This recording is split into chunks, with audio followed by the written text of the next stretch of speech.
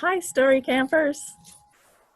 I guess I don't actually need to still have my mask on because I'm the only one here at the library right now. Not only the only one in the children's room at the Southwest Harbor Library, but the only one in the library. So I can take my mask off as long as I sanitize everything before I leave.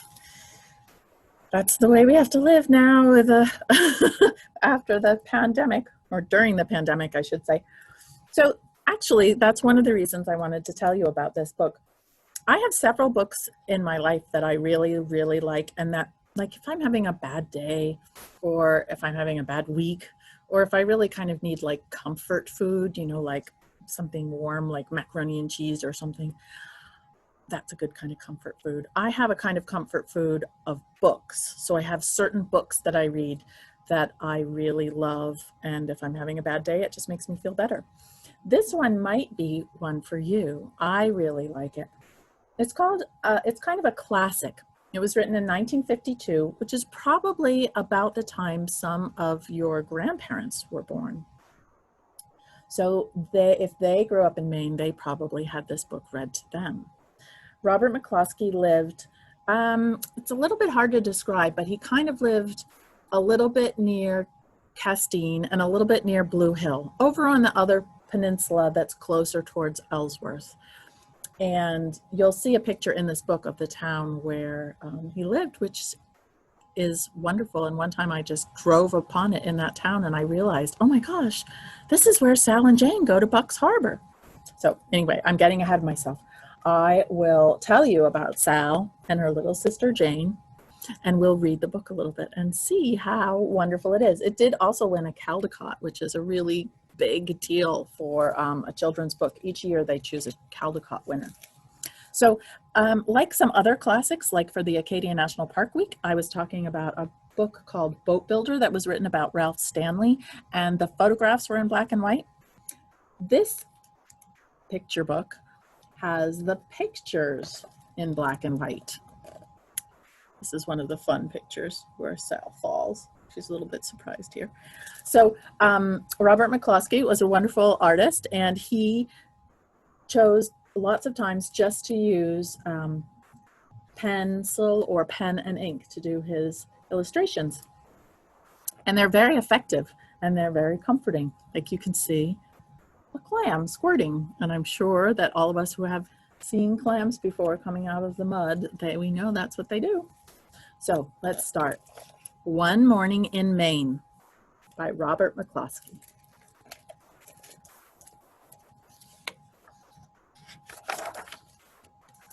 One morning in Maine, Sal woke up.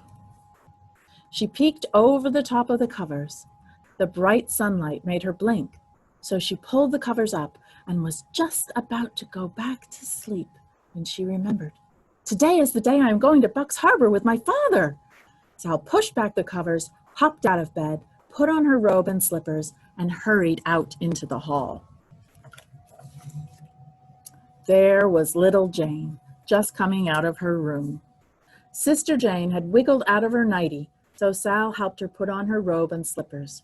You don't want to catch cold and have to stay in bed, Jane, because this morning we are going to Bucks Harbor, Sal reminded her sister. Together, they went into the bathroom to get ready for breakfast. Sal squeezed out toothpaste on her sister Jane's brush and said, "Be careful, Jane, and don't get it in your hair." Then she squeezed some toothpaste on her own brush, and when she started to brush her teeth, something felt very strange. One of her teeth felt loose. She wiggled it with her tongue, and then she wiggled it with her finger. Oh dear, thought Sal, this cannot be true. Standing on the stool, she looked in the mirror and wiggled her tooth again. Sure enough, it was loose. You could even see it wiggle. Mama, she cried, one of my teeth is loose. It will hurt and I'll have to stay in bed. I won't be able to eat my breakfast and go with Daddy to Bucks Harbor. She came running down the stairs and into the kitchen. Now, this is a good time for me to remind you to always be looking for Jane Jane is the little sister here, and Jane is so young that she doesn't really have very much to say. She hasn't got her words yet. But Jane is always looking and always noticing things. And if you make a point to look for Jane in all the pictures, you'll see her. And sometimes she's doing very funny things looking around other places. And in this case, when Sal came running down the stairs to see her mom, Jane is upstairs, peeking down on her hands and knees, peeking down the stairs and seeing what her sister is doing, making all that noise. So keep your eye on Jane. Why, Sal, said her mother, that's nothing to worry about. That means that today you've become a big girl. Everybody's baby tooth get loose and come out when they grow up. A nice, new, bigger, and better tooth will grow in when this one comes out. Did your baby teeth get loose and come out when you grew to be a big girl? Sal asked Mother. Yes, she answered. And then these nice, large ones grew in. When Penny grew up to be a big dog, his puppy teeth dropped out too. And will Jane's get loose too? Asked Sal. Yes, said her mother, but not for a long time. Not until she stops being a baby and grows up to be a big girl like you.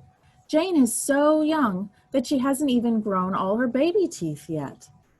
Now let's all go upstairs and brush our hair and get dressed for breakfast. It feels so different to be a big girl and have a loose tooth, said Sal, especially when you are chewing. When is it going to come out? Perhaps today, perhaps tomorrow, answered her mother. But when your tooth does come out, you put it under your pillow and make a wish, and your wish is supposed to come true. I know what I'm going to wish for, said Sal. A nice cold chocolate. But you mustn't tell anybody your wish, or it won't come true, cautioned her mother. It's supposed to be a secret wish. Now finish your milk, Sal. Then you can go out on the beach and help your father dig clams for lunch. I'm a big girl, and I can help dig a lot of clams fast, said Sal, so we can hurry up and go to Buck's Harbor. Do you see what Jane is doing? Jane's milk spilled, and someone's looking to lick it up off the floor. And Penny the dog has those little dog eyebrows raised. Like, what's going on here? After breakfast, when Sal went out to help her father, she saw a fishhawk flying overhead carrying a fish. I have a loose tooth, Sal called up to the fishhawk. The fishhawk flew straight to her nest on top of the tree without answering. She was too busy feeding breakfast to her baby fishhawk. Sal wondered for a moment if the baby fishhawk had any teeth to chew his breakfast. Then she started on down towards the beach where her father was digging clams. When she came near to the water, she saw a loon. I have a loose tooth, Sal called to the loon, and today I have started to be a big girl. The loon didn't say anything, but kept swimming in circles. Then he ducked its beak in the water and snapped out a herring. Then he swallowed it whole without a single chew. Perhaps loons don't have teeth, thought Sal, and she was just turning to go on her way when a seal popped his head up out of the water. I have a loose tooth, Sal said to the seal, and the seal, being just as curious as most seals, swam nearer to have a good look. See, said Sal, and she walked closer, right down onto the slippery seaweeds at the water's edge. The seal swam nearer, and Sal was stooping nearer when, oops, she slipped on the seaweed and fell kersplosh.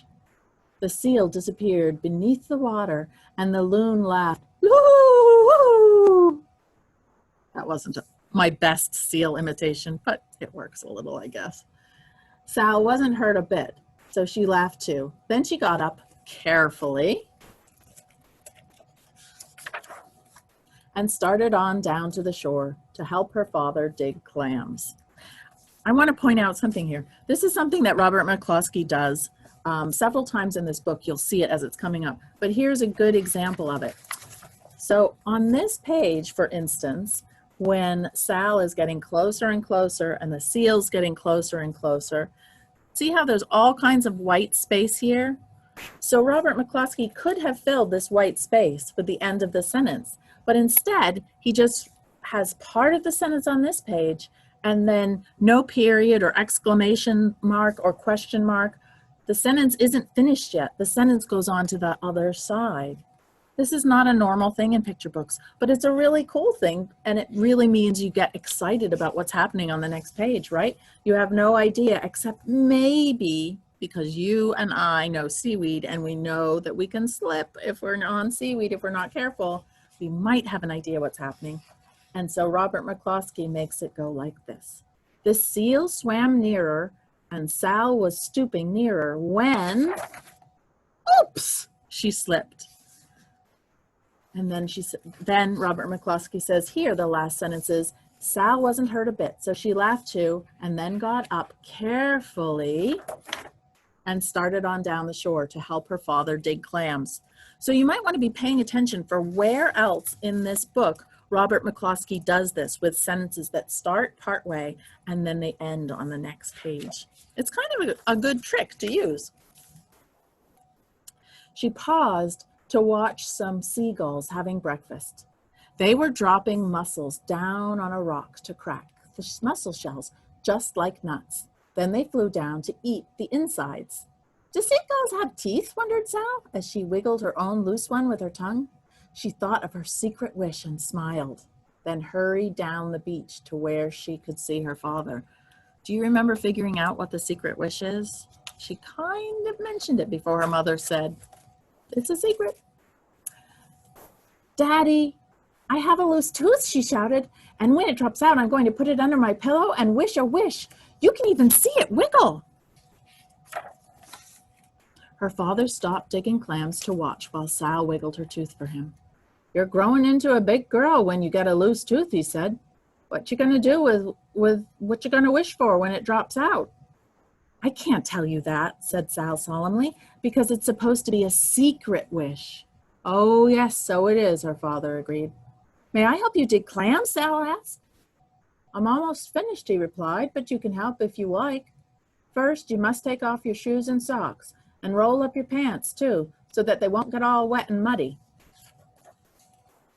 Sal took off her shoes and socks and put them on a dry rock. She rolled up her pants and waded into the muddy gravel to help her father. He dug in the mud with his clam rake and then looked carefully and felt around in the muddy hole for clams. "I found a tiny baby one," said Sal.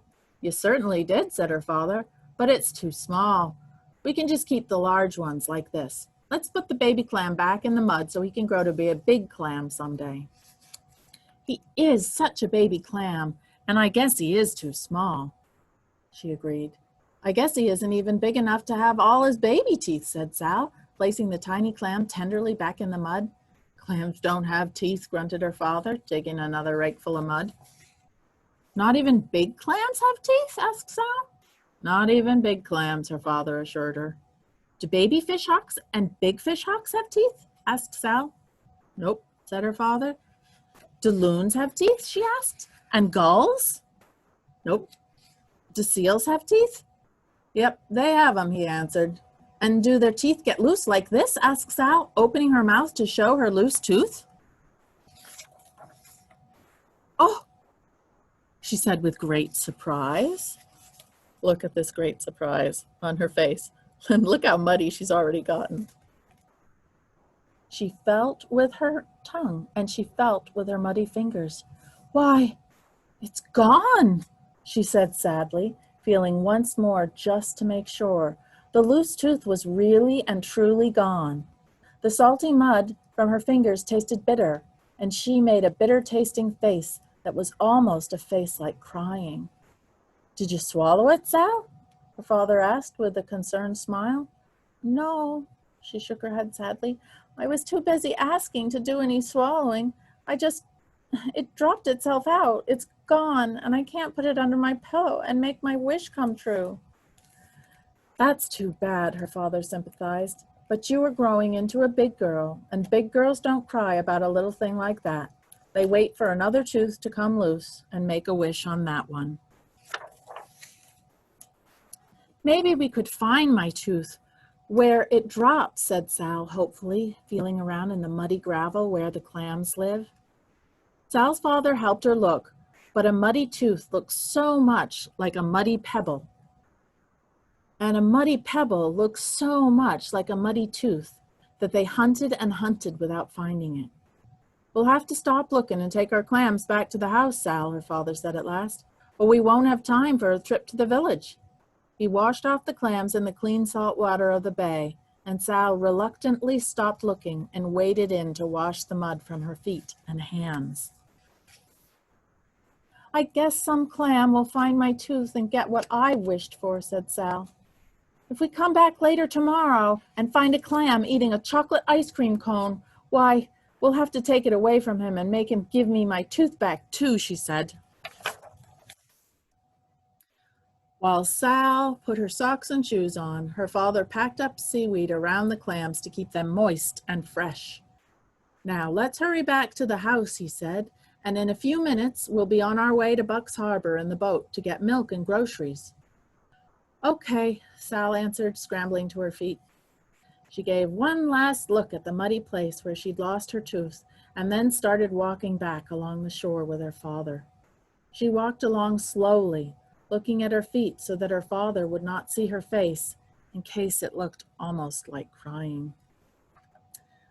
Oh, see what I found, she exclaimed, stooping to pick up a feather. It's a gull's feather, said her father, pausing for Sal to pick it up. Did a gull lose it? Will another feather grow in where this one dropped out? Asked Sal. Yes, Sal, that's right, said her father. Maybe seagulls put dropped out feathers under their pillows and wish secret wishes, Sal suggested. Seagulls don't use pillows, but I suppose they can make wishes, her father said.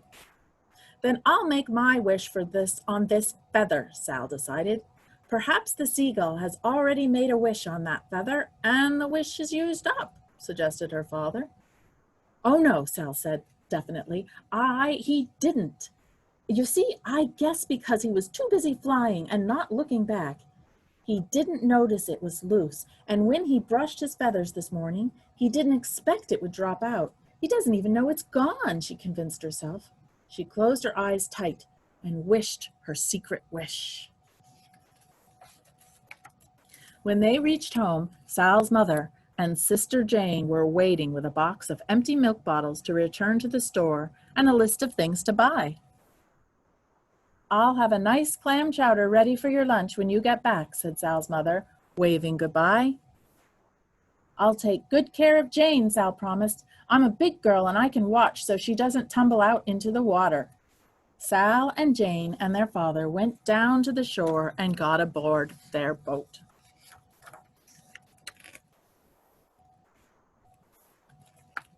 Sal and Jane put on their life preservers while their father prepared to start the outboard motor. He pulled and he pulled on the rope to start it, but the outboard motor just coughed and sputtered and wouldn't start.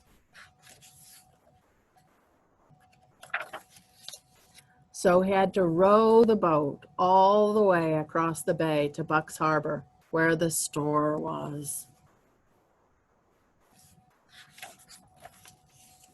The harbor was full of boats, and Sal's father rowed their boat among them up to the landing and tied it so it would not drift away while they were at the store. They all climbed ashore, and Sal's father brought along the milk bottles. He brought the outboard motor, too, so Mr. Condon, who ran the garage, could fix it. As they came up the path to the village, Mr. Condon was outside his garage putting gas into a car. I have a tooth out, Sal greeted, and our outboard motor won't run. My, such trouble, Mr. Condon commented, and after he had admired the empty place where Sal's tooth was missing, he did it again on that page turning quickly, they took the outboard motor into the garage to find out why it wouldn't run. Mr. Condon pinched a little with his pliers, tugged a bit with his hammer, and then, after selecting a large wrench, he took out the spark plug. Came right out, just like that tooth of yours, didn't it, Sal? He asked, holding it up to the light. Humph, he grunted, tossing it on the floor. Needs a new plug. Sal was just about to ask how long it would take for a new spark plug to grow in when Mr. Condon reached up to the shelf and picked out a brand new one and put it in the motor. Sal picked up the old spark plug and handed it to her sister Jane. Jane was so little that she didn't understand about secret wishes. Jane was so little that she couldn't even say ice cream cone. So Sal wished the secret wish for Jane on the spark plug. Mr. Condon pulled the rope and the motor started right up, just as good as new. Sal's father thanked him and picked up the motor and the milk bottles. Jane carried her spark plug, Sal carried her feather, and they said goodbye and walked across the street to where Mr. Condon's brother kept store.